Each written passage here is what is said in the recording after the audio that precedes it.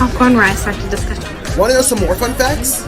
Isn't it awesome to see some of your favorite content creators and favorite people, honestly, if you follow here on this app, be a part of this amazing community called the Nerd Initiative. The Nerd Initiative presents the Comic Press Podcast, hosted by JJ's Comic Stuff. Smells like popcorn rice. Hello. Every time, man. Well, that's all right. What is going on, everybody? Thank you for joining us once again on the Comic Press Podcast. I am your host, JJ, or JJ's Comic Stuff, or Jeremy. Whatever you want to call me is fine with me. And I'm joined once again by my guest. Yeah, I mean, whatever. As long as you're not being insulting, I really don't care. We've also got my co-host here, Michael, once again, Michael Rothman, co-founder of Nerd Initiative, and our special guest today. Please, everybody, say hello to ComicBookStache. What is up, man? I do like being called special. Thank you. You're welcome. Doing we were great, talking man. off camera that that stash is special. It is it's everything it was cracked up to be. You know what?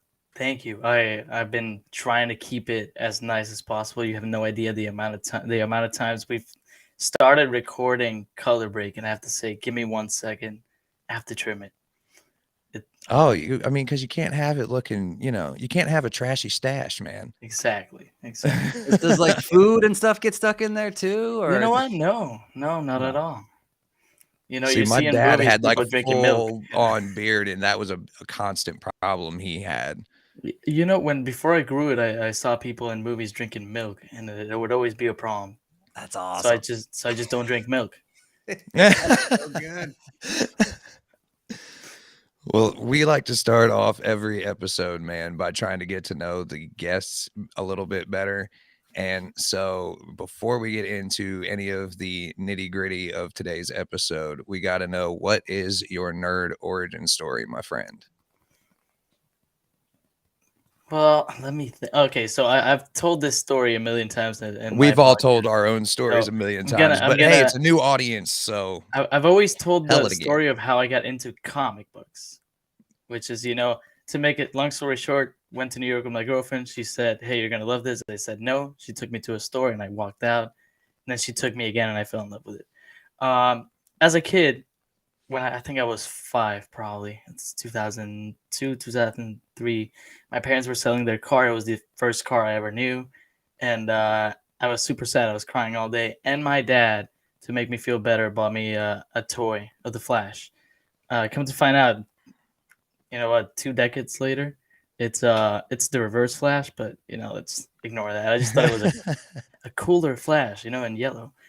And I don't know. That's just started this I just hooked onto that character. I never really read the Flash or anything, and I vaguely remember watching Justice League animated show and whatnot. But I don't know. I just started liking them, and then The Walking Dead was a big part of it. I remember telling my mom, "Hey, I'm super scared to watch this, but people say it's good," and she watched it with me. She got me, I think, the first 12 issues of The Walking Dead in Spanish.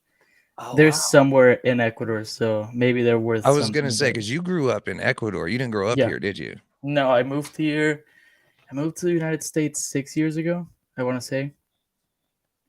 So that's been a fun experience. But yeah, I mean, somewhere in Ecuador, in one box, there's 12 issues of The Walking Dead, first printing in Spanish, that are not bagged, not boarded. Wait, you don't have them? Wait, you don't have them?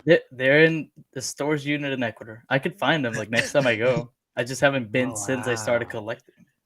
That's cool. Because international comics are huge now. Like I'm seeing them more and more, especially the vintage ones. And I hate to call The Walking Dead vintage, but it's obviously a seminal book, right? It's like a very important book in if you want to call it indie comic history, but in general, just it really is a bit important book. So that's fascinating. That's how you got into it. It's been at least 10 years since I got him. So, I did like him. I do prefer him in English, funny enough, but, it's whatever. But then why is that, you think? I don't know. I always so in Ecuador, you did get movies and all of that. I don't mean to talk trash about Ecuador. I don't want to curse either. So, but my dad would travel a lot, and my dad lived here for a portion of time when I was a kid, and he would bring me VHS tapes and just movies in English. So I did grow up listening to English as like my main like movie or TV language, Okay. and I don't know, it stuck with me. I just liked it, and I like reading in English. And actually, in Ecuador, to graduate high school, you have to do like this like thesis, and it's like 10 pages. I don't know how long it is, and I did it in English. Like it just felt natural. Oh. And they do teach you English over there, but getting the accent was something. When I found out I was moving here, it's something that I really tried to get down. I was going to say, because when you and me first started actually talking and hearing each other, you told me that you were like always battling an accent. I'm like, dude, I Yeah. cannot hear it. Like, No. I mean, yeah, you could fool me. Like when you said 6 years, I was like 6 years. that's what Yeah, I'm I saying. mean- Like when I first met him, I thought he'd always been here, but like, No, June 2016 was when I moved here. Wow, So, that's crazy. that's crazy. You What a picked a small hell of a world, man. year to move here. yeah, exactly. I like a month after things started going crazy. But I don't know, man. Growing up, Walking Dead was very important to me. Watching it with my mom every Sunday. It was like a sort of like this religion that we had. That's so cool. And then I like going to the Marvel movies. I remember watching the first Avenger, Captain America, with my mom. And my dad also liked the Marvel movies, and he still watches all of them with me. Or at least we'll watch them separately and talk about them. It's like the first thing I do. Just call my dad, like, hey, what'd you think of Ant-Man? And I don't know. That's It was, awesome. I always felt like an outsider or a nerd, and maybe didn't like fully commit to it until recently, but no shame. It's great. Yeah. Well, especially once you get over that, like there's like a stigma, I think, left over from like the 80s and 90s of what a quote unquote nerd is. And then nowadays it's cool to be a nerd, man. So once you actually are able to just say screw it and be yourself, it feels so much better. Yeah, we don't really look like a Peter Parker in like the 50s, or the 60s. A 45-year-old high school student, Peter Parker in the with 60s. the pocket protectors and all the rest of it. No, it's funny. Being a nerd is something that I've always known I've been. I always liked comic book related things, at least video games. I've never been much of a gamer, but I've liked watching people play. Like before YouTube, I watched my cousins play, and I'd just be like, "Mom, buy me this game," and then my cousins would play it, and I'd just be watching them play it. And I did feel like there was this like I don't know, this imposter syndrome, because I don't feel like I dress at least to what people expect me to dress, by being a nerd. But it's every nerd dresses differently, I was gonna say, I mean, look at Longbox, man. He be showing up in some of his videos in like a straight 3-piece tuxedo. Like It's fancy. Always dressed to the nines. That's if I have the excuse to wear a suit, I will. Oh, I know you guys. just That was like something- one of the, because I remember you guys did an episode of Color Break recently. That was the awards show you guys did, Yeah. and all three of you had the 3-piece suits on and stuff, or at least the suit We didn't- jackets. We didn't need to do it. It was I just wanted to. That's great. Thankfully, Hey, they but committed to it sold the bit, dude. I don't know. I like dressing up. I like clothes. My brother always makes fun of me if I'm going to like the supermarket. I'll put on like a button up, like a short sleeve, and he's like, "You're gonna buy milk? Come on, man." So what I want to know is, because obviously, not for people that are international and don't know other languages or vice versa, what doesn't translate in comics? Because obviously, like it's hard with different languages for everything to translate exactly. Is there some kind of weird, funny quirk, when you read comics, whether it's in in a different language that doesn't translate and kind of makes you giggle, where it's it just doesn't fully compute 100%? I can't really like talk about. I mean, I can give you like short answer. There's not one Spanish, most comics are written here in the U.S., so there's like a somewhat unified language. But go to Mexico, go to Ecuador, Colombia, they're different languages entirely. So what they do for most children's TV and books There's two things they can do. They can either go for like Spain Spanish, or they can go for some of this centralized Latino Spanish that I like to call it. So it's sometimes there's words that I will never say. It's just like that word doesn't exist in my vocabulary. And when I hear it, it makes sense. Like I know what they're talking about, but in my brain, I don't use it. And movies, I mean, I studied film, and there's something so weird about watching someone speak and then their voice just doesn't match the movement of their lips. So weird. There, So there's weird. there's some places So like if it's you're a animated, dub guy, not a sub guy. depends. Animated things I can watch them dubbed over because It's not as accurate anyway. yeah, But like like if for you're example, watching like a foreign film or something, you yes. don't like the dubbed No, version of it. I'll watch You'd it with rather. subtitles. Okay. I would say like a good example is for me Shrek, and there's like a I don't know if it's a hot like take, but Shrek in Spanish to me is way better than Shrek in Really? English. I just really love Shrek in Spanish. That's cool. Huh. Shrek, I'll have SpongeBob, and to The look it up Simpsons. and watch it in Spanish cool. just That's to cool. see what you're talking about. I'll die on that hill. Was Squid Game dubbed or was there subtitles? I can't remember. No, 'Cause that was I'm- subtitled. Mhm. Yeah, because I would rather a subtitle where they're speaking in the native language, and because the Mhm. dubbed, I mean, and Netflix is leaning into this now, where with this dubbing, and it kills me. Like if it's a good enough show, like again, like Squid Game, obviously a phenomenon, right? And everyone's watching it, and once you get into it, you're reading it, and it makes sense. The story, the story translates, right? Like the gist of the story, and so if it's a good story, it's a good story. But when they dub it and they put and there's one I think now that's on Netflix that I couldn't get through that has different languages. So some of them are dubbed, some are not dubbed. Oh, It's like an what? international show, and so it's this Uh, German/American/British, and it's.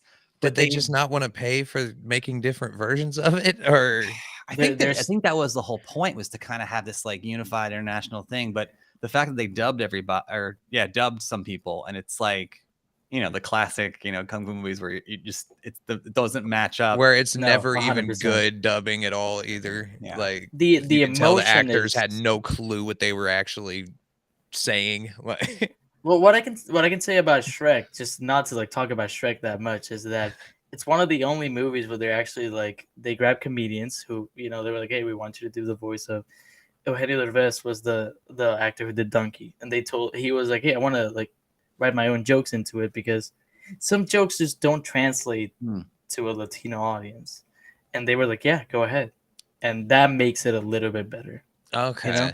That's Um, cool. And then as far as like, I do want to say anime. I don't watch a lot of anime. If I've watched two, that's too much. Nothing against it. I think it's great actually. I really enjoyed the ones I've watched. I just haven't really committed to watching a lot of it. Sometimes when I'm watching TV, I like to multitask. I'll be reading comic books and Mhm. watching TV, which maybe isn't smart, but it's a thing I've done. And I can't watch it with subtitles if I'm like cleaning my Yeah. room and have to like look at the screen the whole time. Right.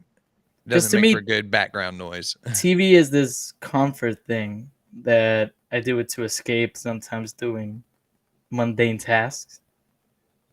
So I can't put 100% of my focus into it a lot of the times, Right. Plus, it's the ADD culture that we live in. So I think we all, to some degree, we all have it, and we all like want to do. I'll be sitting here getting ready for a podcast, and I've got Star Trek playing on one screen. I've got Discord up on another screen. I've got this going. It's nonstop, man. Oh, I We're all like guilty of it. I like to make the thumbnails for my podcasts the day off. Like the day of release, I'll make the thumbnail on my phone. There was this app, it was called Photoshop Mix, and it's not on the App Store anymore, but I never deleted it from my phone. So I'll be working, taking calls, and just making thumbnails. I don't know why my brain it works like that. Hey, if it works, it works, man. That's And you're that's not what alone, my matters at the friend. end of the day. You're not alone, my friend. It's all of us these days. We can never. That's why I try to start planning the next episode of this right after the previous episode ends, so I've got like a week ahead of time on it. That you know what? It's I don't know about you guys, but when you plan out things in advance, it's super stressful. Because like for example, me and Cody were talking today, and I'm not gonna say names, but we were planning on who should we have on the pod? Started like pitching names, you know, and it's like, oh, this person agreed to do it. This one would be good, and then I'm thinking like, for example, we're all going to C2E2. I don't think it's a secret. I know me and Cody plan to record an episode there, you know, like set up like in a closet. I don't know where, it's just this isolated space, record it. So I already know that's going to come out April 7th. So Far away. If Kevin Smith is like, hey, I'll be on your podcast, I'm already like, oh no. So it has to be April 21st for him to be on it. It's too complicated. Yeah. Planning ahead never Google works. Calendar is my best friend. I'll tell you that right now. No, I keep it all here. That's the dangerous part. I couldn't do it, man. There's no way I could do that. You want to hear the craziest thing? And then I'll stop. I'm old enough to remember when like Wi-Fi and internet and smartphones weren't always prevalent. Mm-hmm. So I have distant memories of like, I wouldn't say working because I wasn't that old, but like whether it's school or whatever, leaving a place and going home and not having internet or email for like the cycle until the next day of going to work. So like not consistently checking my phone, having, I mean, it takes it back to the ADD culture, but not having that access. And I mean, I hate to say the cliche thing, but man, it was a simpler time. Like it really was though. Cause So, I can still remember those days. And like, cause I grew up like right at the tail end of that. And it's like, yeah, it was way slower paced back then.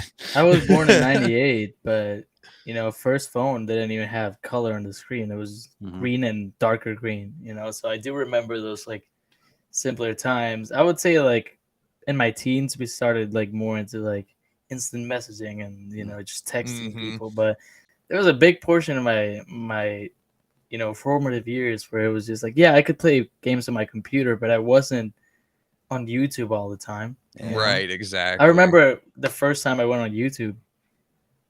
Yeah, so can I. Yeah. It's crazy, man. So there's really no good way to segue from that into this, but our next topic here is the question we asked of people online as well. Single issues, trades, or omnis. What is your preference, guys? And why? Because a lot of people have a lot of different answers to this. I picked out a few that I'll show here in a minute. Yeah, I brought examples. I don't know if you guys want me to start or you guys want to start, but I mean that's great because I actually was going to ask like clear, you know, single issues, and I think omnibuses are pretty prevalent. What's the difference between a single issue and a trade? Like what's I was gonna say I promise you he's got some. I can show some. We got issue number 1 of Blue Book over here by James Tynion IV, which I haven't read, but it's aliens and I love it. And then here I've got volume 5 of Something is Killing the Children, which is 5 single issues in one book. Yeah, so that's the trade. There's around 28 pages for the single issue. I would say is like the standard. Then, you know, we have trades. I have Enter the Blue by Dave Chisholm. Amazing book. It's about jazz, if you like jazz. That's cool. Then there's this weird the mask that's called an omnibus, but it's a trade that mainly indie comic books do. I would say there's like 2 trades in one. Then we have oversized hardcover, which is this is the same as a trade. They just made it bigger and they made it hardcover. And they made it a hardcover so they can charge you an extra $3. Exactly. And then we have Killing Jokes. It's probably like the 45th reprint because you know they're trying to continue to keep that going. And then you've got that which they also call an omnibus or a collected edition or a compendium, or you know they've got a bunch of different names. That's why I kind of tried to keep it to the 3 names. That is dope. Single issues. This is what 1,000 pages. Right. Wow. I think this one's that's what I pages. consider an omnibus. That is what I could like a full big collected edition. Yeah, because there's books that like are big collected editions, like for example, Strange Adventures. Great book, and it's a collected edition, but it still feels like an easy read. Like you can read it in one sitting, and it's not gonna fry your brain. Right. It doesn't feel like an omni. It feels like just a nice big trade. Like yeah, I mean So what's your main preference there? stash? The one I buy the most is single issues. Because I grew up with the idea of comic books are single issues. That's sort of what Right. you see in media, what you see in real life, even.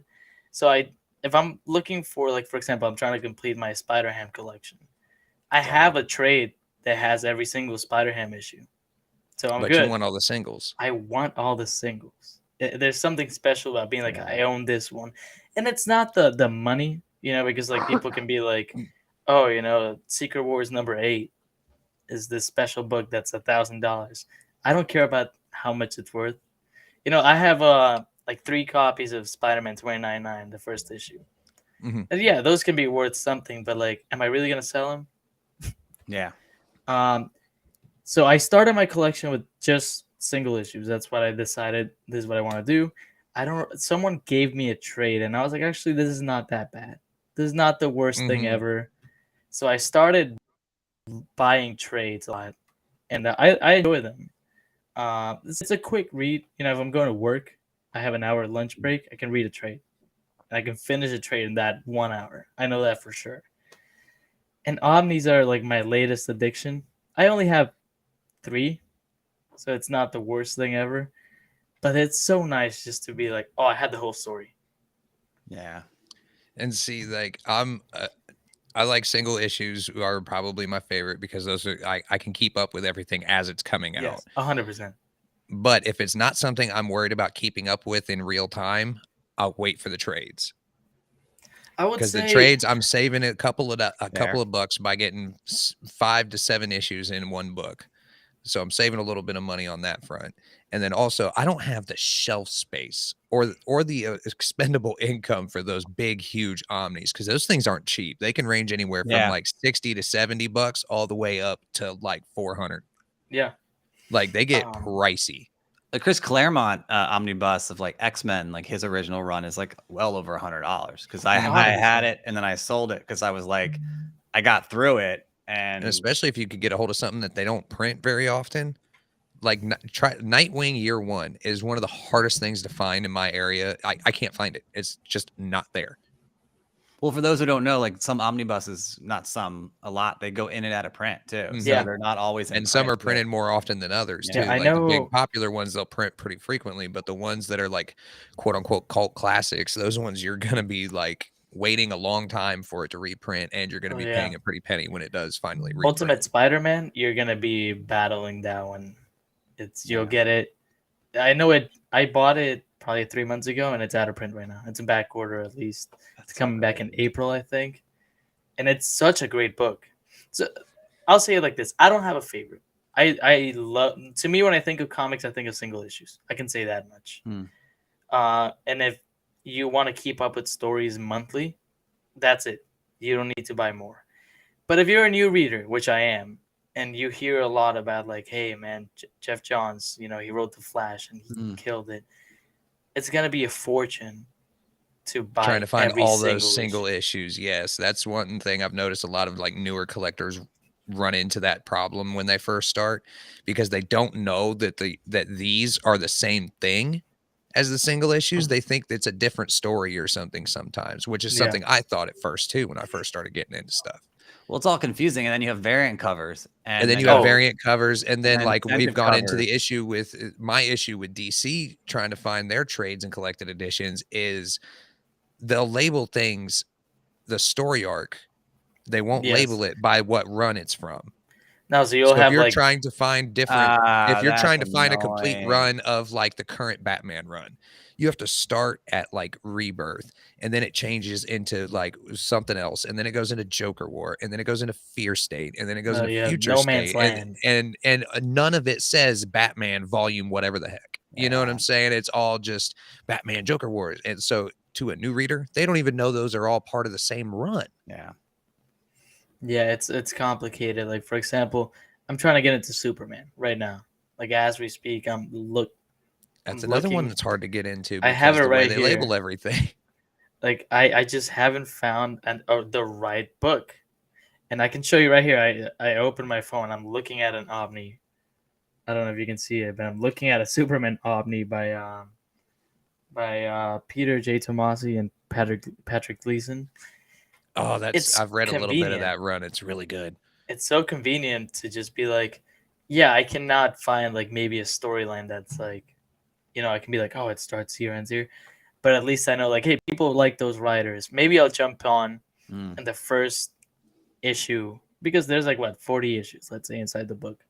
The first issue I'll be like confused, but then that's what I'll say. Like if you want to jump into something and maybe it's confusing at first, just keep reading it. You'll catch up.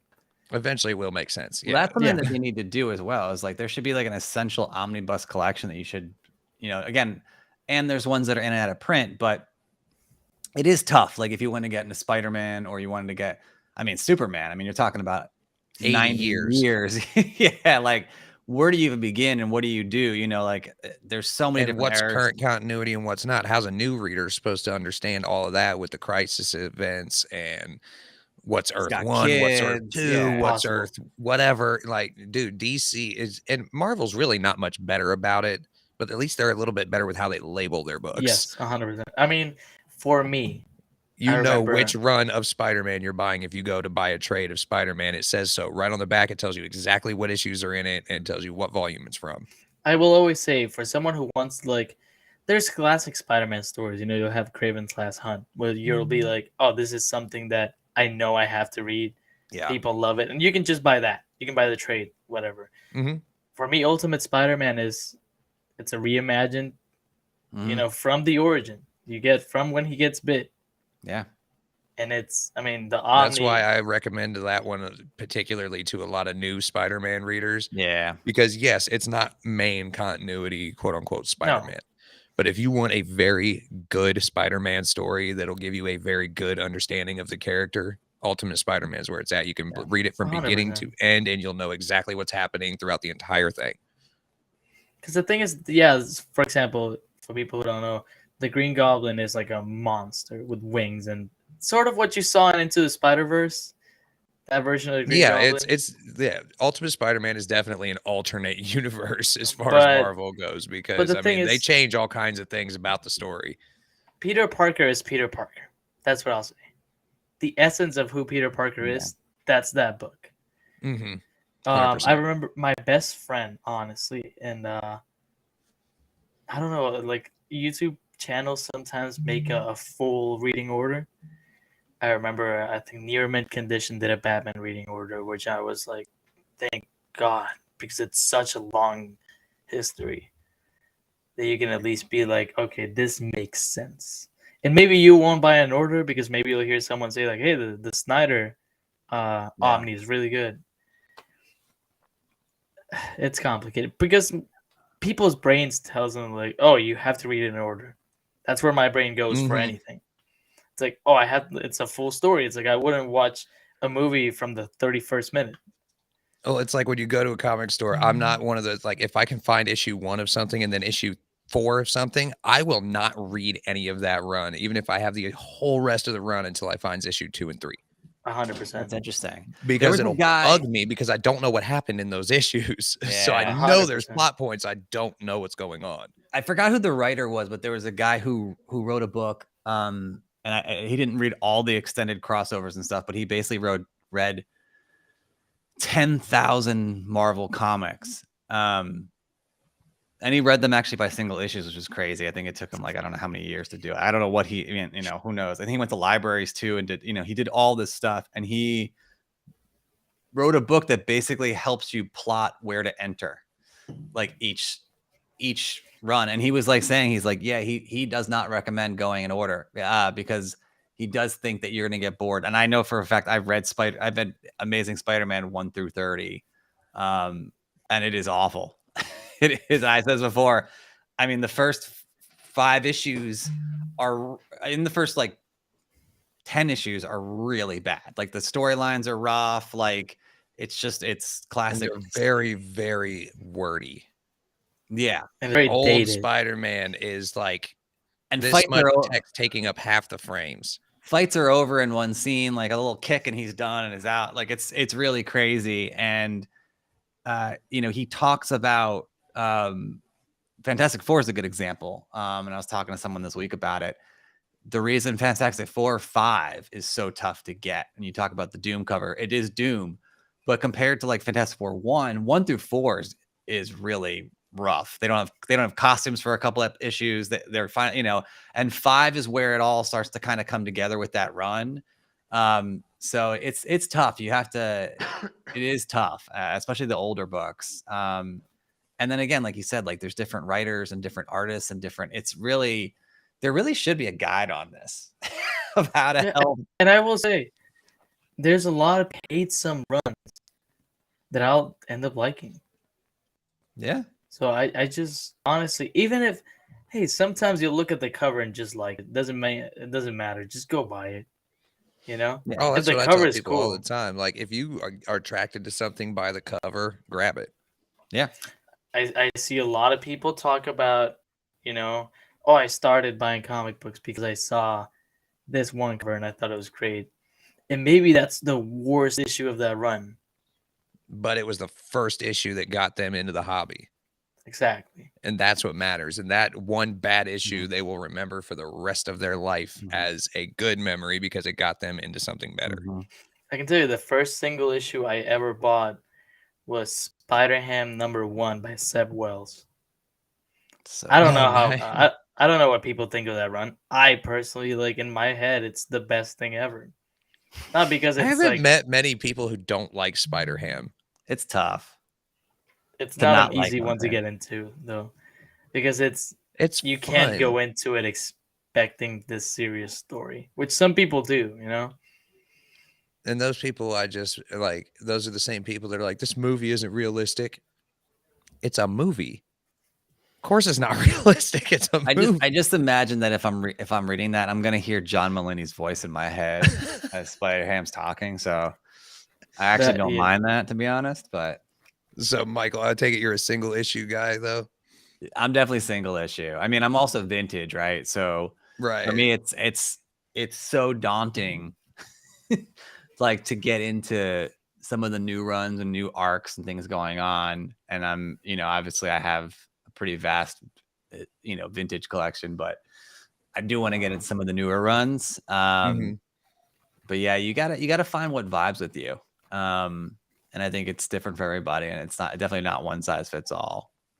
Omnibus, I will say omnibuses are tough for me because I'm just too ADD. I'll read for a little bit and then I stop. And that's right. That's why, like, a nice, you know, 5-6 issues, I could sit through that in like 1 or 2 sittings and like, okay, that's done. I can move to the next one now. I don't worry. I have 2 ways of doing things.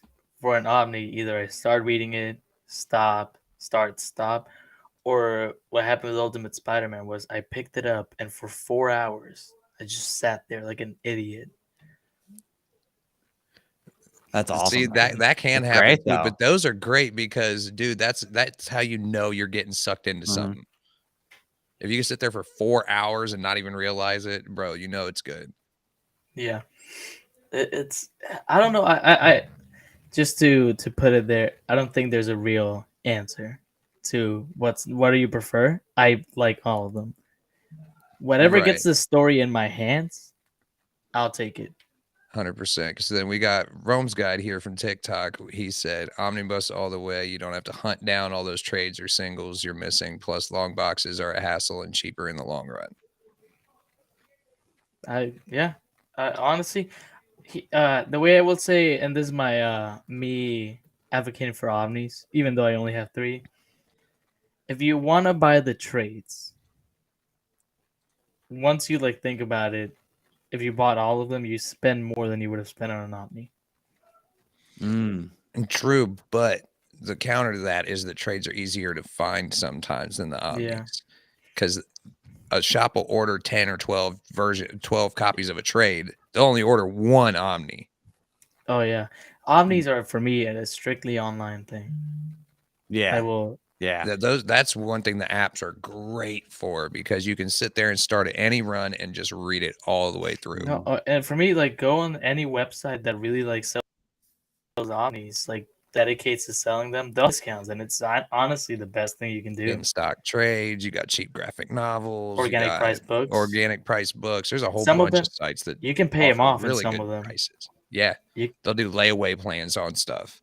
Yeah, and it's a double-edged sword because you'll be like, oh, I'll pay it off, but you're paying off $5. Yeah. like you just maxed out a small credit card or something. And by the time you're 100%. done reading the first one, you're already buying the next one. Right. And then we've got Cody Collects, who was their previous guest and Comic Book Stash's co-host, says generally prefers Omnis, but he does like the deluxe editions as well. So that's Yeah. see, that's where the definition of what an Omni and what a deluxe edition is comes in.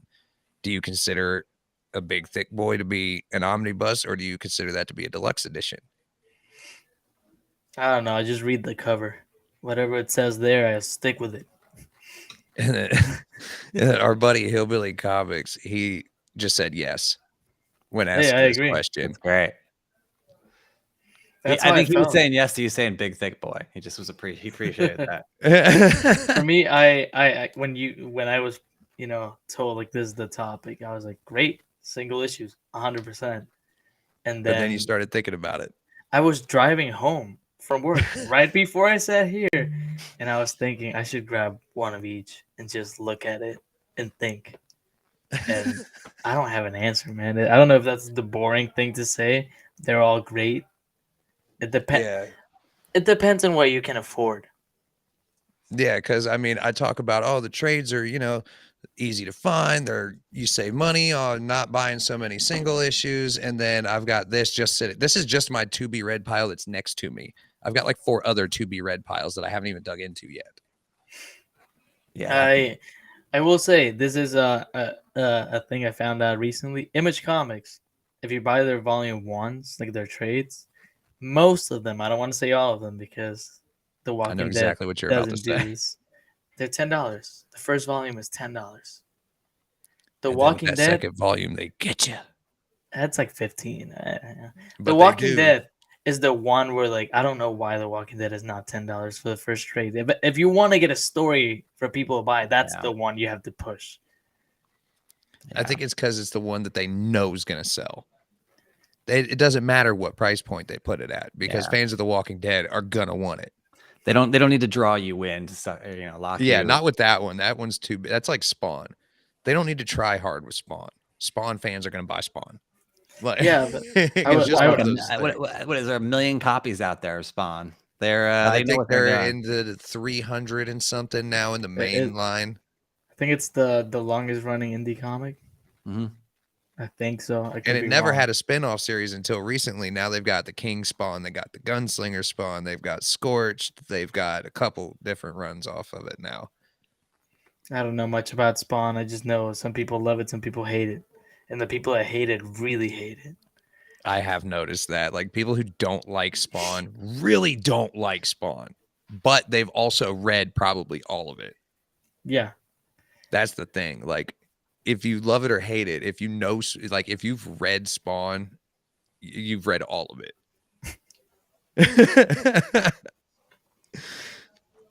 And I'm guilty of that. I've read like the first 200 something issues of it. Oh, I could not. That's That's insane. It is a task to get through. I That's love Todd God. McFarlane's art, man. But his writing is, dude, I love you, Todd McFarlane. I apologize for this in advance. But dude, early Spawn is hard to read sometimes just because it's just the most plodding along. It's like trudging through mud. Trying to read it's early funny. Spawn. The early days of Image is like a very, very funny like story because when they brought all those people over from Marvel, the Jim Lee, McFarlane, who else? Silvestri came too, and like whoever else, dude, or Liefeld, dude, those guys were artists. They weren't the writers. That's the funniest thing. So they'll even admit now. I mean, I was watching one documentary. I think it's speaking of Walking Dead, I think it was Kirkman's History of Comics or whatever on Amazon. It's a great one, and he talks about. And so they interview them, and Liefeld will admit he's like, dude, we were the worst writers ever. It was all about the art. He's like, and we had the clunkiest storylines. And if you go back and read those like first few years, it makes no sense. But the It's artwork was phenomenal.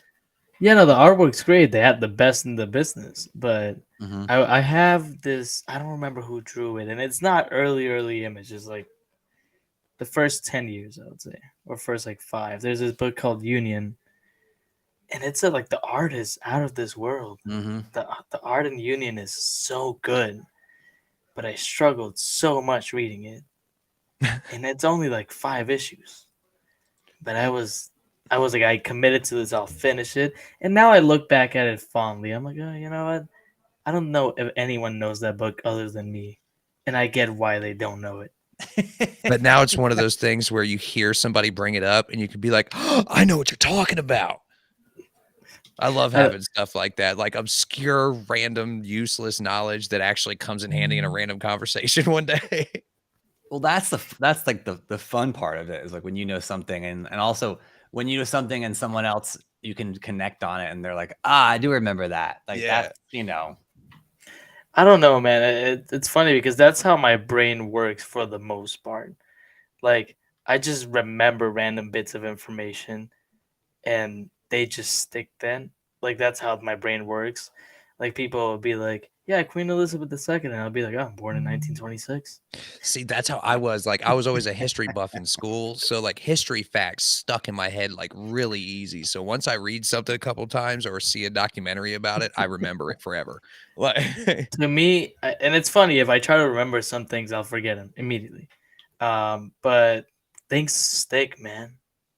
Like the things that I don't want to have in my brain always stay there. I that's remember how it goes, right? in art history in college, I think it was my first semester. It's been some time, but they were my professor as a joke was like, "Hey, if anyone can tell me what this Egyptian word means, you get an A on this test."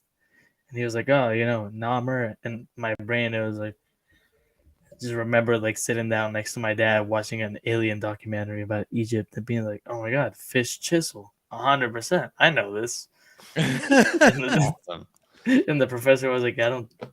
No one I was don't know supposed to how get the that." hell you know that, but I wish I didn't, because that's the thing. Like people will be like, "Hey, what you think of the Visions? The book?" And I'll be like, "I read it last week, but it's can't remember good." any of it. That's that short-term memory loss. Well, speaking Yeah. of short term, we're almost into March. So I think it would be a good moment to go over the most anticipated, at least our most anticipated comic books coming out next month. So why don't you start off with one, comic book stash? I know you sent me your list of 3. I want to tell you first of all, great segue. I don't know how you pulled that one off, but Yeah, so smooth. you got it. I don't feel like it was that smooth, but hey, if you Well, guys I say mean, it was, we'll go with if that, people right? really think about it, I was like, you said it, and I was like, February is 28 days shortest month. You got it. I find my ways, man. I guess I'll do Batman 133 by Chip Zdarsky. Man, what a run he's had. Mm. Man, what a It's just- huge team on this. Yeah. I will Chip say, Zdarsky writing, Miguel Mendoza, like, oh my goodness, Nothing so many people against- on one book. nothing against the current artist, but Jorge Jimenez started, doing the art for this run, and I do miss it. The art right now is fantastic. Mhm. But there's something about that Jorge Jimenez writing. I know he would just went viral with a tweet about how he drew, Bruce Wayne, but God, that I know he's coming back soon to it. He took like a mini break, but that run is so good. I do think it'll become like a modern classic. The failsafe arc was incredible. I was gonna say, for people who haven't read that arc, why don't you give us like a really quick rundown on what like the major plot point is? It starts with someone frames Batman for murder. I'm not gonna say who, and Batman had devised a robot to kill him if he ever killed someone. Hence, fail safe. Yeah. Ah. So the Okay. thing is, Batman knows everyone's weakness. Batman knows how to basically kill anyone in the Justice League. and he designed a robot that could kill him. If you think about it, that makes sense though, because if he can take out everybody, I mean, including Superman, then that technically makes Batman the most dangerous person on Earth. Yeah, no, 100%. But that makes Failsafe the most dangerous weapon ever created. Yeah, that's true. I guess my question would be, is this the first time Batman's been framed for murder? Because it doesn't feel like it would be. No, but they don't really go into it, man. I know. I'm just saying. I just think No, I just hey, listen, there's some I broke crazy the continuity there with like that one. bananas thing that happened in this like what is it like? It's like 8 issues by now in this like run by Chips and RC. There's some crazy things that happen. I mean, Batman survived some things that would make me question if he has powers or not. Yeah. But Oh, especially in Fear State. yeah, I mean, During what that a whole run! story.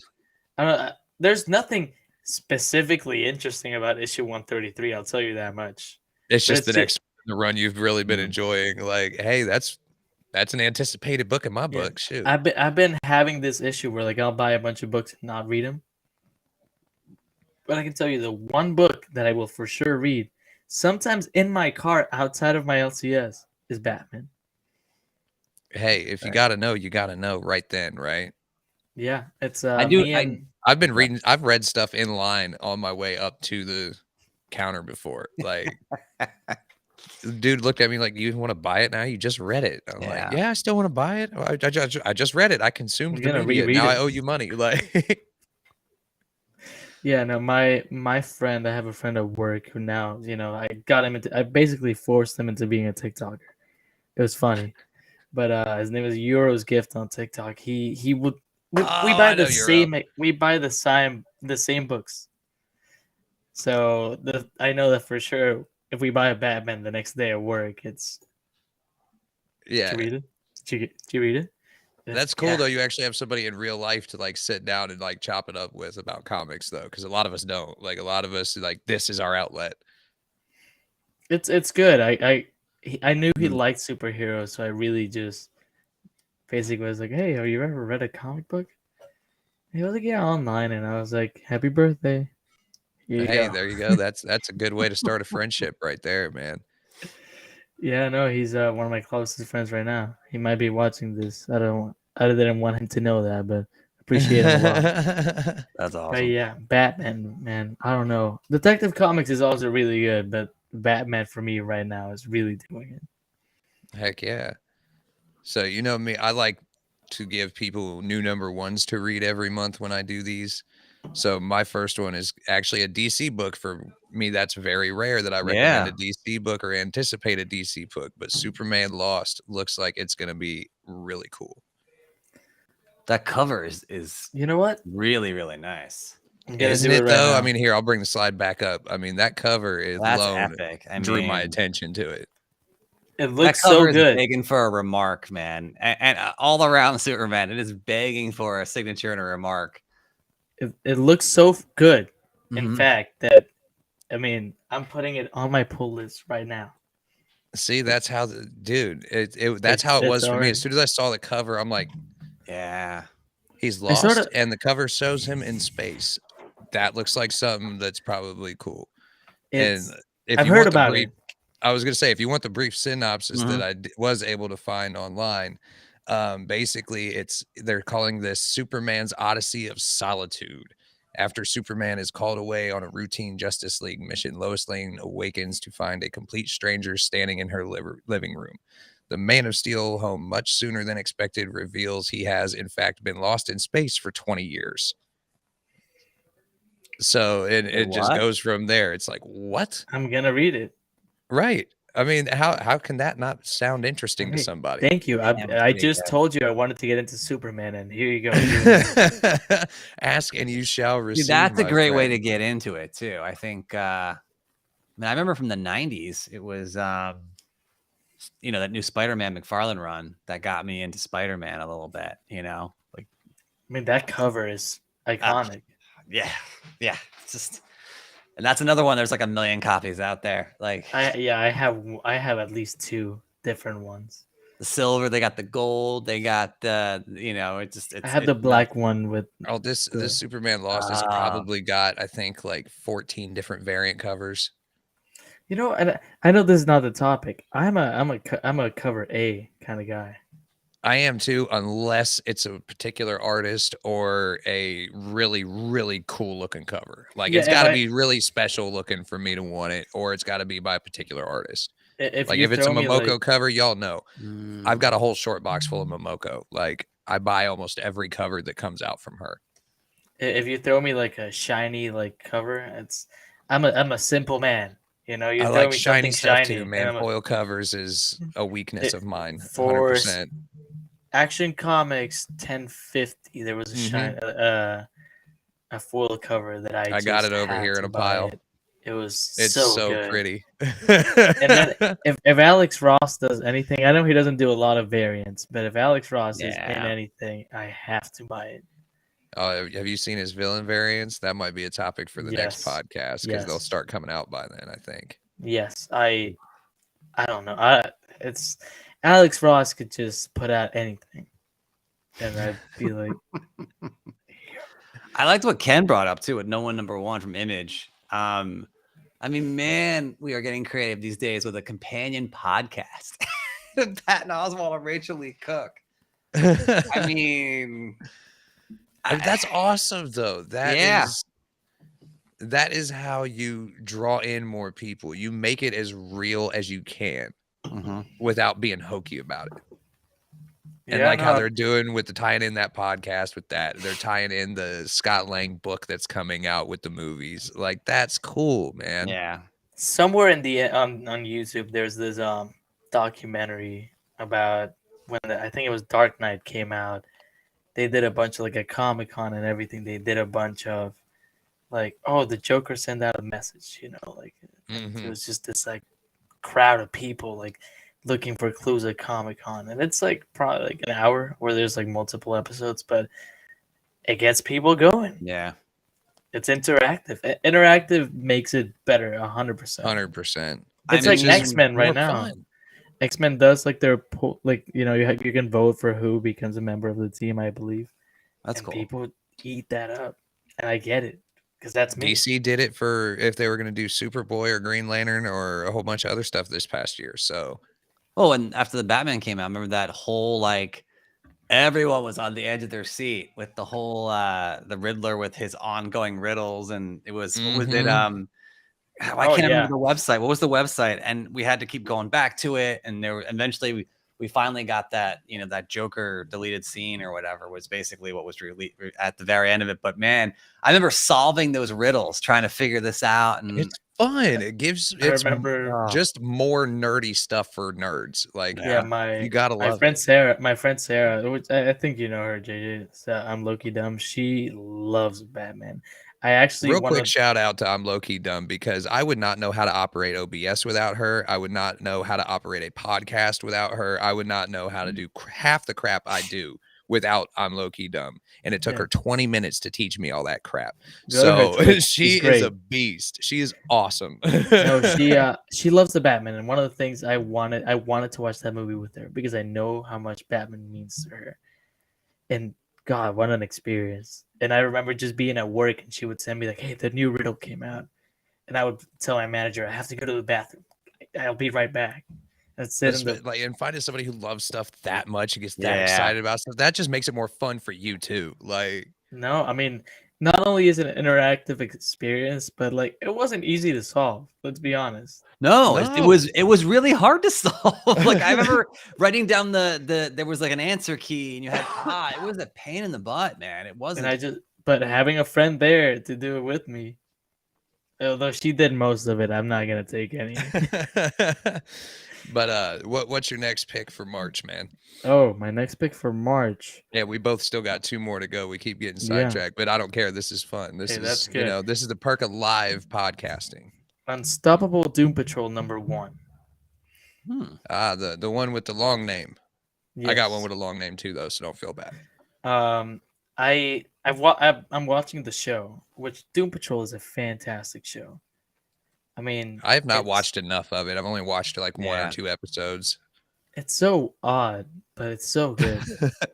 I mean, I love everyone in that show is just out of this world, and you know, it's okay. I know some people, Grant Morrison, they wrote a portion of the book. Gerard Way wrote, another run, and it's just always been something that's been on my mind. Like, I like the show, and I like, I like very silly things. That's why I like Spider-Ham.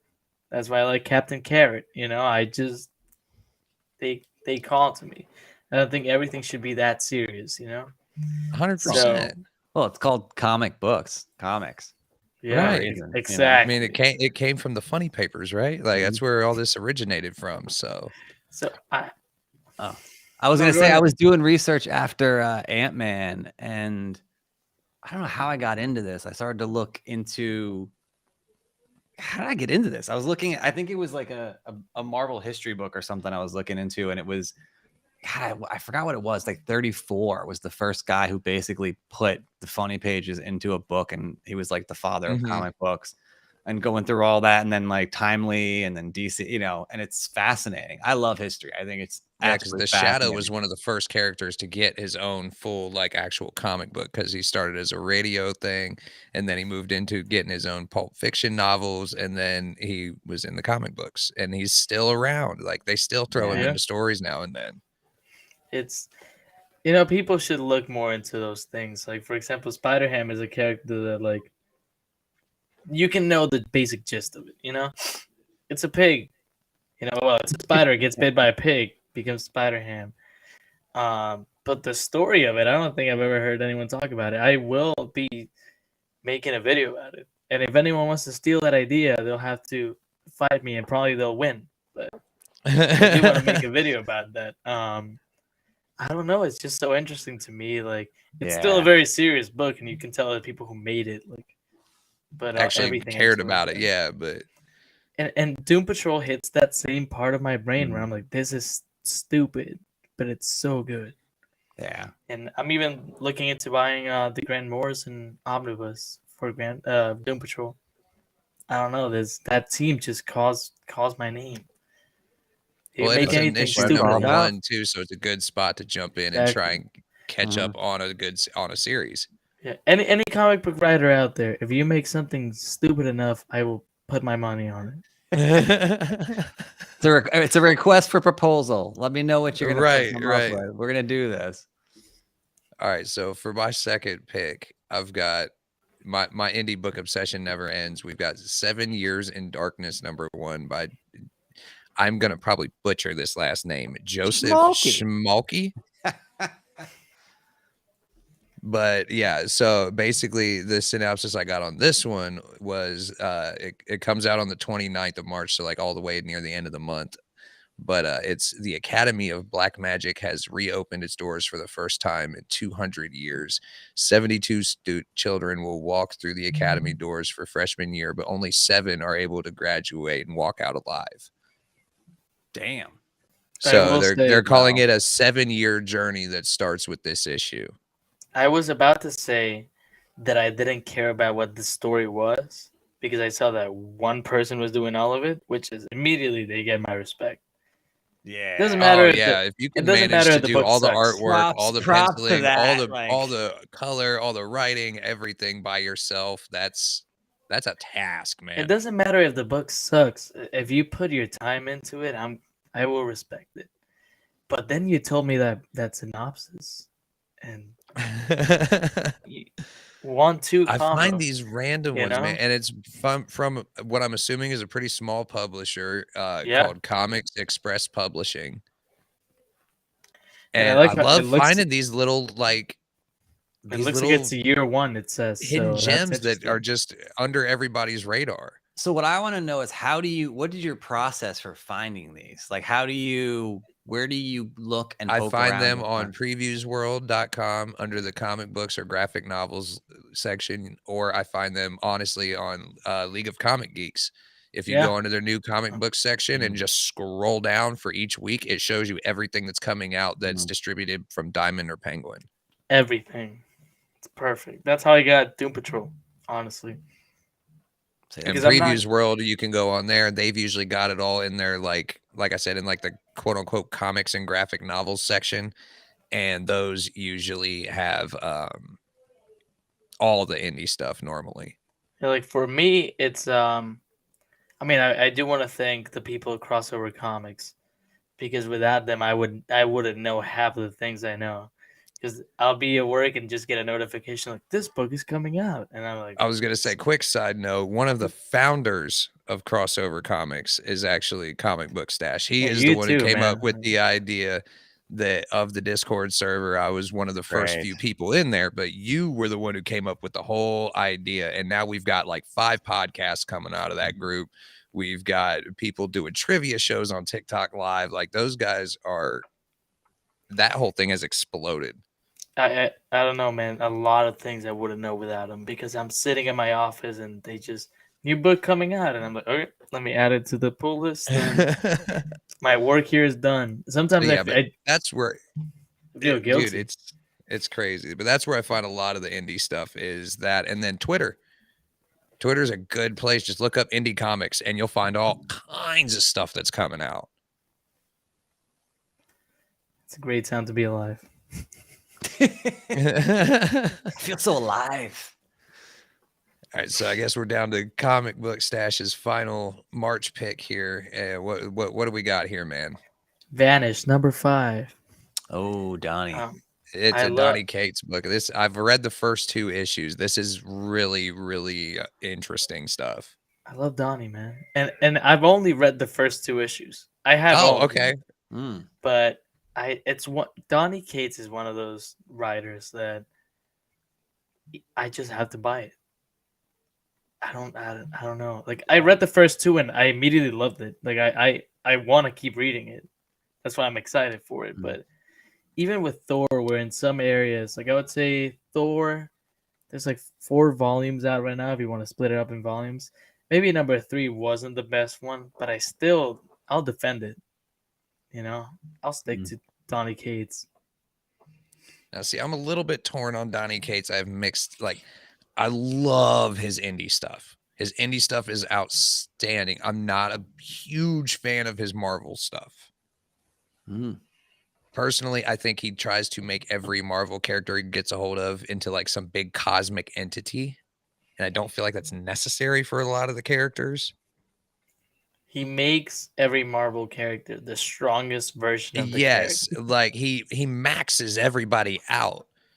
And so then like whoever takes over after him, it's kind of a letdown because they have to nerf the heck out of him.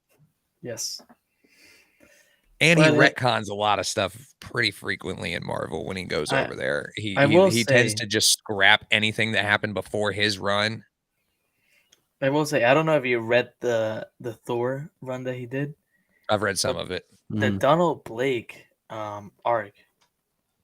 I mean, what a cool concept. Basically, like he does cool stuff. Like Thor is one of the characters that Donnie Cates works really well on because Thor is already a big cosmic powerhouse. Yeah. So it makes sense to put somebody like who likes to do that kind of stuff on him, like Donnie Cates, who can actually make him seem like the powerhouse he actually is. Yeah, like for people who didn't read it. But then he turns Hulk into a spaceship. I mean, Basically, for me, the Donald Blake thing is so interesting because Donald Blake, no one had touched that character in decades. And then what Donnie Cates does is that it's not that Donald Blake stopped existing, but he was like, basically they switched spots. And Donald Blake is in this like happy, like paradise world that's fake, basically. And at some point in Thor, he's like, you know what? I need a break. I'm gonna, become Donald Blake again. Just gonna take a break. Let Donald take the reins. And Donald Blake comes out a maniac. He's been there for 40 years. Discovered that world was fake. Killed everyone in there. And just like became the biggest villain. Comes back as like a psychopath. Like dude, it's great. I gotta read that. That's interesting because his Thor run was really good. That's really, it's fascinating how they come up with these runs and these ideas because you take something that is like from the origins of the character, right? Like that hasn't been mentioned in like 40 years. because it's out of fashion, you know, to have a hammer Mm-hmm. and call and like become Thor, and like it doesn't make sense anymore. It's silly, right? Like it's been, you know, Well, whatever. especially since, you know, like even if they had been doing that up until the MCU, say, at that point, it really wouldn't make sense anymore. Like, No. no, this is now how, you know, no. Well, Donny Cates has this thing where he says, if they allow me to use like this sandbox, I'll use it to its fullest capacity, which I respect. I do know he said that he never wants to touch Spider-Man. Because they'll probably retcon the crap out of it, and like Spider-Man killed Uncle Ben, and like here's the thing, it'll be a bad thing. It's even like, worse than that. He said, you know, like all his characters in Marvel become just the saddest person ever. Yeah, Like by the end of the Thor- run, they're just completely traumatized. and he did mention that like Spider-Man brings some like memories of childhood that just were like the happiest moments of his life. So That he just doesn't want to mess up with his brand of storytelling. Donny Cates is like the M. Night Shyamalan of comic writing. So like if he was to take That's a over good way to Spider-Man, describe it. like all 400 or whatever issues that we're at, we're all like, he like suppressed the memory that he actually killed Uncle Ben, and that whole guy, that guy who was escaping from the wrestling match didn't exist, and you find out like it's a whole thing, and he's like, you know, he would Mystery 65 years in the making, you know, yeah, like it would be nuts. But the thing that JJ said was right. Like he wrote, I think a lot. Some people would argue the best Venom run. You know, I don't know if in history, but in a while at least. And then not saying that the newest Venom run is bad, but following it's not that as up, good. Yeah.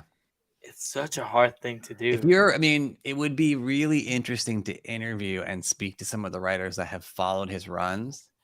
Just to see what the mental process is. Like, okay, he just got done doing this crazy, insane thing where so-and-so just took over half the galaxy, and now I have to bring this character back down to reality for the start of this next run. Well, that's why you need with Chris Claremont to come in and probably even at, I mean, his age, but like. But if you notice, look at Venom.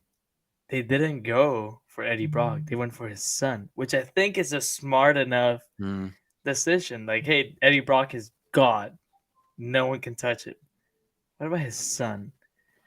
And it makes sense because Venom is the symbiote, not the person. Yeah. But I don't know, man. Donnie, like I've always wanted to interview Donnie, but now I kind of want to do what you said. Like I just want to interview people who have followed up Donnie. That's an entire podcast, man. Like every week, every 100%. month, it's a conversation with a new art or new writer who just followed. Who's had to take over for Donnie. That's the thing about his indies. Like the indies are just great. I mean, Vanish. I don't even know how to describe Vanish. I don't know if there's a synopsis. It's like Harry Potter, but like in space with guns. Yeah, it's like Harry Potter in like space with guns, and 20 years after the events of Harry Potter. And that's the thing. Like, I mean, God Country is the first book that made me cry. As you remember reading the end of God Country and just and then crying. he's also done Crossover, which is half of where we took the name for Crossover Comics was from that book. Crossover is not the first book that made me cry, but that's the saddest moment in it. I think it's issue like 13 of might be wrong. Issue something of Crossover. He's in it. Spoiler, it's not that big of a spoiler. It's in the real world. It's like, I don't know if you've ever read Crossover or not, Michael, but it's basically what would happen if the comic book world somehow had a way to branch into the real world. That's cool. Characters and real people were actually able to interact, and it actually goes horribly wrong. Like horribly wrong. Of course it does. But you know, saying a bunch of writers give start away dying. The whole thing. Yeah, like it goes crazy. But there's like a big political sub story going on throughout the whole book, and like it's really, really interesting. But you guys are making me want to get into these modern runs, man. Dude, you really need to, man. I'm telling you. For a crossover, it's like 2 trades. You got it. Yeah, so far it's only 2 trades long, so it's not much to get through. But Donnie, it's Donnie's most like vulnerable because it's him. Like it's Yeah, he's actually in him the in the book. Like page. he put himself into the book. Like And I it's remember kind reading it and just crying. Like he talks about his life in it, and addiction and all that. And I just remember reading it, and even as someone who hasn't gone through those things, just I was in my girlfriend's bedroom, sitting on the floor, like she was like, "Are you okay? Did something happen? Did you get a text? Someone died." And I was like, "No, it's Donny Cates." She's like the comic book writer. All right, so we'll go ahead and get That's into my awesome. last pick. So we're not keeping everybody here all night. I've got a book called Ridgeline. This is another random indie book that I found. Let me bring up my info here because I gotta say, I mean, not first of all, you really chose two covers now that really blend in with your background. Yes. and that was not actually intended. It just kind of happened that way. The Superman one and this one. And so I was gotta say, thinking the whole time. I was thinking they could. Okay, not to get technical, but like you can get like a black background, use screen. Yeah. The black becomes invisible. I was like, is that like an error? No, that is Like, actually the cover of the book, which was one thing that drew me straight to it. I'm like, that's a kind of a cool way to use up negative space. 'Cause you've got 100%. snow on the cover within all the black, and then it's just white. that is cool. I love it. I don't know what it's about. I don't need to know what it's about. Now the honestly. question that I have, could you go back to the photo? Does the white, if you kind of reverse it, right? So you're looking at the black. If you look at the white, I wonder, probably not, but I wonder if is that a figure? When like there's like two images. I'm betting it has to do something with that because the story for this is like really interesting because like a lot of indie books do like the horror themes or the magic stuff or like there's typical indie book genres, I feel like you could say. This one, I don't know if it really fits into anything other than what I would call like a survival genre. Jack and Janie Sparks, a father and daughter team of wilderness survival guides, are hired to lead a fractious executive team on a grueling primitive hike on a remote mountain in Montana. Little do they know their client has enemies who find the isolated retreat to be the perfect opportunity to strike. Will they be able to use their survival skills to keep everyone alive? And that's the end of the synopsis. So it's like almost like they're trying to protect this group of people from like a group of like a hit squad on this mountain range. That's a good story. I don't see stuff like that in comic books very often. That's why I like going into these indie stuff because you find different stories. You know what I will say? James 007 right now, James Bond. I've heard you talk about that a couple times. That's how I feel about it. It's such a just guy, spy, gun, done. Nothing extra. There's no otherworldly enemy. It's just James Bond. See now, my question was going to be like, if you go inside the book, does the father, he's got to look like Sylvester Stallone, right? Like, so he's got to look like an elderly Rambo, right? That's what I'm it's picturing got to in be my head. Sly Stallone because if you see that, cannot be a either normal that person. or I'm picturing like a really like. Do you know who Forrest Galante is? No. He's a what's the name of it? He's a biologist, but he's out in the field. Like he finds endangered species or extinct species that people thought were gone, and he's found he found an extinct caiman out in Indonesia, or I think it was. But he's basically like that, or a Steve Irwin type guy. Okay, buff as heck is what I'm picturing in my head. Okay, I see. I mean, for me, one of like what's it called? Let me look it up because I remember reading this and just laughing to myself.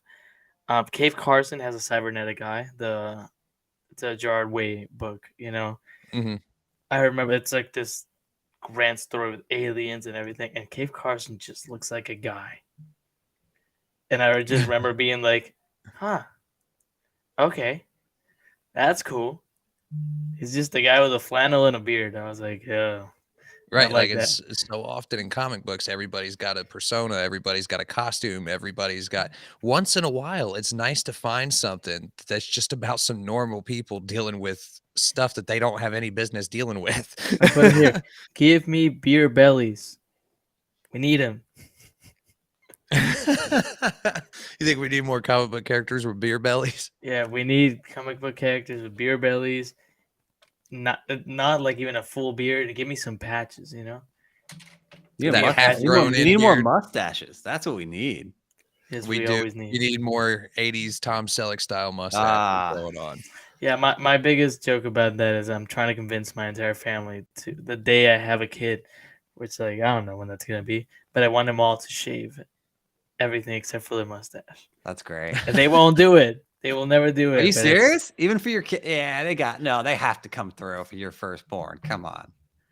That's be when funny. you could just pull the guilt cards out and start handing them out. Yeah. You know what? Imagine that. Imagine just you're 20 and your dad's like, "Hey, look at these pictures from when you were born." And you're like, Why does everybody have the porn star mustache? "You see, I live for the joke, because it's just a joke." Yeah. Can't take life so seriously. You'll never get out alive. Exactly. None of us do, so what's the point? You know, like, what's the You point had of? to go there. No, Come that's on. not what I meant. That's not what I meant. Come You know what I mean, on. though. You know what I mean, though. You know Like, Steve-O, right? enjoy yourself, man. Yeah. Yeah. Steve-O said, and I'm paraphrasing, he said something like, our only like goal as a human species is to survive, and the only true fact is that we won't. Hmm. It's Just true. enjoy it. Have fun, man. Grow out a mustache. Well, and like you said, you can't do nothing about yours. It's your whole brand now. Exactly. You know what? I have considered rough. shaving, and it's just like I gotta If you do it. shave, you're gonna have to start digitally putting the mustache in your videos, and that's just gonna You be know a what? pain. I will man. say, not because of this, but I do have fake mustaches in my room that look fake. Just in case, and one day I might mess up shaving and I'll have to do it. Hey, you might have to replace that. I used to have like just the chin strap right here, the strip going down the middle when I was younger. You know how hard that is to keep even consistently for long periods of time? It was a constant like pain in my butt. Yeah, I mean, it's for like people Like always the ask soul, me. the soul patch. Yeah, the little soul patch there. Oh People no, ask me if I I shave. wouldn't just leave the little bit right here. I'd have like the full strip like down to the Oh. bottom of my chin. Oh yeah. People always ask me if I shave the middle. No, that's just all natural. That's just how That's it good, doesn't 'cause grow I don't right need- there. I don't need to work I would on have to that. shave the center of mine because it grows in just. It's just funny, man. I don't know, but yeah, don't take Now we're life so just sit here seriously. doing this the entire time. Now we're sitting here messing with our faces like. Oh, but I think that's about all we've got for everybody tonight. Seems What like an a ending. good spot to end it on the mustache talk. Full circle. Right. Hey, we started talking about the mustache. We got to end it on the mustache. The circle of life. 100%. So real Exactly. quick, before we sign out of here, is there anything you want to plug real quick before we get out of here?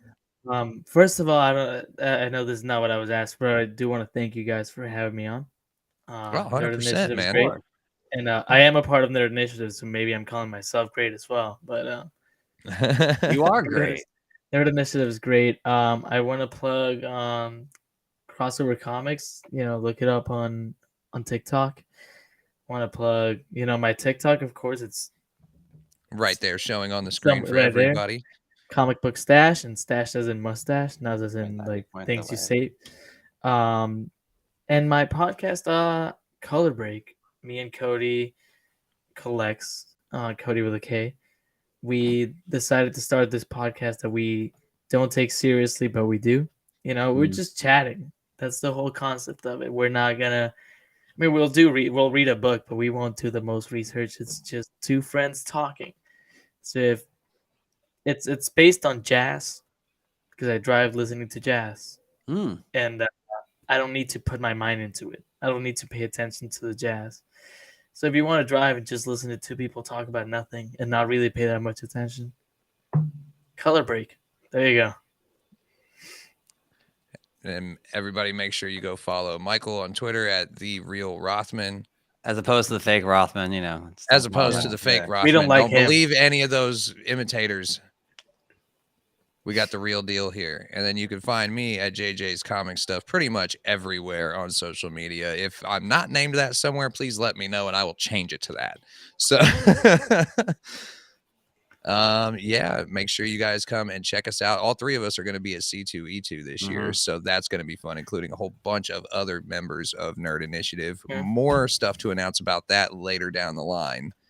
Yeah, I think that's everything. Make sure you guys check out nerdinitiative.com for all the latest, and we will see you guys again in 2 weeks from today. So be safe, be kind, and take it easy, guys.